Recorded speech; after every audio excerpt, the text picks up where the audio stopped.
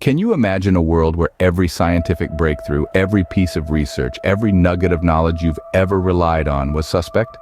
A world where the pursuit of truth is tainted by the specter of academic misconduct, including that most insidious of intellectual crimes, plagiarism. This is not some dystopian future from a science fiction novel. This is a very real concern for academics, researchers, and scientists across the globe today. Consider India, a nation with a complex and diverse higher education system. Here, the University Grants Commission, a statutory organization established by the government, coordinates and maintains standards for teaching, examination, and research in university education. With over 40,000 colleges and 900 universities, the scale of this task is immense.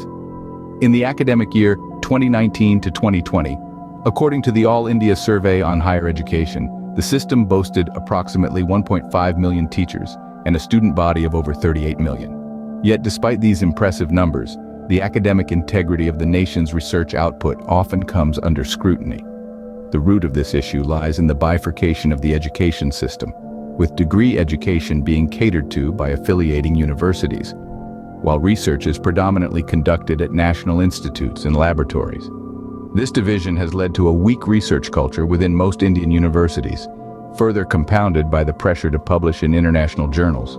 This pressure has given rise to new quantitative parameters, such as the H-index, a measure of how often a scientist's work is cited, and the impact factor of a journal, a similar measure for the publishing medium. While these metrics provide some indication of a researcher's output, they do not necessarily reflect the quality or importance of their work. In 2020, India ranked 7th in the Shimago country ranking for cumulative documents. However, when citations were considered, the country plummeted to 21st position. This disparity exposes the inherent flaws in relying solely on quantitative metrics to evaluate academic output. In conclusion, the fight against academic misconduct is a global issue. It not only requires rigorous scientific efforts and innovation, but also a commitment to ethical standards and the fostering of a robust research culture. It is crucial to contradict and challenge those who promote such misconduct, ensuring the authenticity of scientific information. The pursuit of truth is not easy.